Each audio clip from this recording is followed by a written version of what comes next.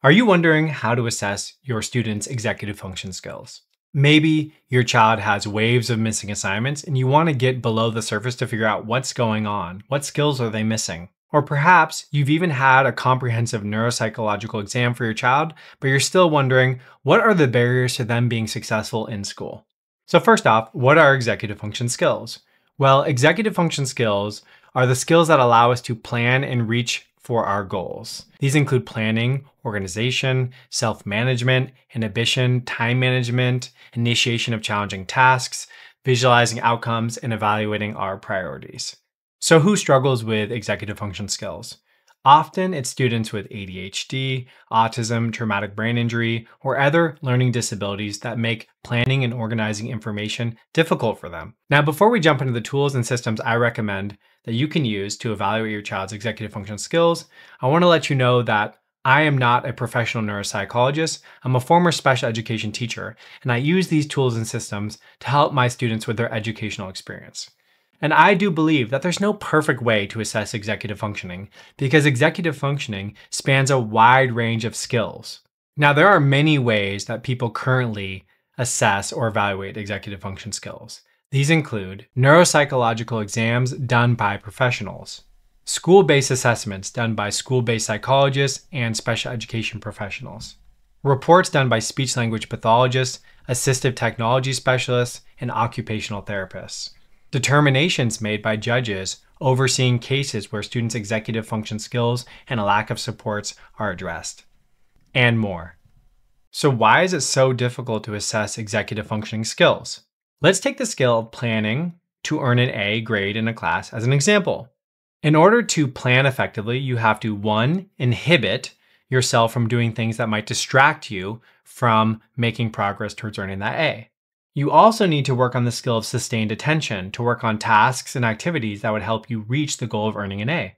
Additionally, you'd have to practice prioritization or choosing the tasks that are most important in service of that goal.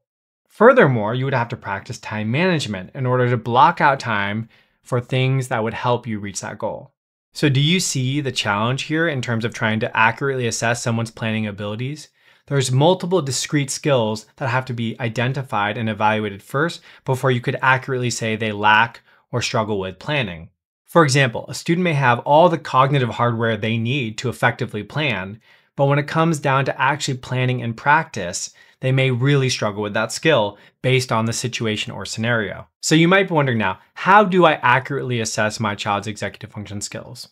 And I've come to the conclusion that an accurate assessment of executive functioning skills is a holistic measurement of their educational experience. Now, when I say holistic and educational, what I mean by that is that educational includes academic, social emotional, and physical. And when we keep this bigger picture view in mind, we can more accurately assess their executive functioning in comparison to their same age peers. Now, one of the interesting things that's been found in research on what helps students be successful in school is one of the best things they can do is self-evaluate or self-report. Now check out this research of John Hattie. He wrote the book Visible Learning. I'm going to scroll down here so you can see it. But they found that the things that really help students achieve are 1, self-reported grades. Now, if you've never seen this diagram before, you'll see here there's a 0.4, and that 0.4 is the hinge point. All the factors were either above or below that. That was the middlemost factor. And so you can see here, this 0.4, the factor size is 1.33. Meaning that has about 3 to 4 years of impact on a student's achievement, or 0.4 times 3. So here's the steps I would take if I wanted to evaluate a child's executive functioning as a parent or coach. Step 1, I would have them self-evaluate their executive function skills using one of the resources I've listed out in this article. Now, for the purpose of this article, I'm going to keep it simple by using Peg Dawson's ESQR. I'm going to scroll over here so you can see what that looks like. So you go to this page, you'd click on the Take the ESQR to get results immediately, fill in the information for the child, and also have them do it so you could compare your scores.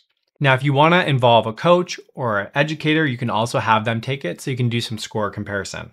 Now 3, I want you to aggregate the results. And here's what I mean by that. You're going to take all the different scores and put them into a table. So let me scroll down on this article so you can see what that would look like. So for example, if you as the parent got an average total score here of 1.28, you you could put that in here. So for example, in the parent column, you could put in each of the scores, right? And then add it up. Okay, so once you and your child and anyone else has taken the scores, then you could put them in a table. So let me show you what that could look like. So I'm going to scroll down here, and for each area, I put in the score that the student got, that the parent got, and if you're working with a teacher or coach, what they got, and then an average score there. So you want to do that for each area. And then after that, you want to design some type of intervention to address the missing skills. So for example, if we look at this example of the student, parent, and teacher, let's see here. The weakest area turned out to be plan management with a 0.99.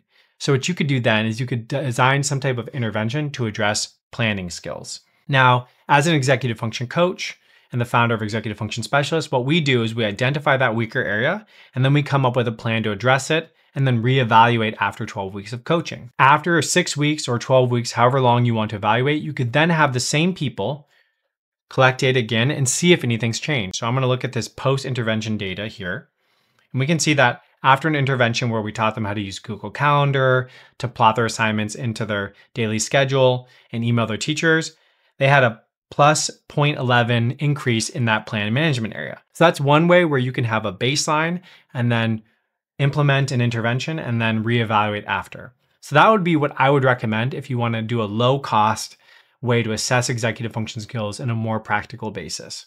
Now, I do want to share, I've also included a couple other questionnaires, which I find to be very helpful, and they're more open-ended. So if I scroll up in this article, so this one by Seth Perler is going to be great if you want to do a more qualitative assessment. So I'll scroll down here so you can take a look at that. And that is also free. You can find that in the article.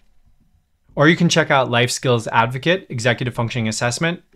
Go to this page and download that at no cost.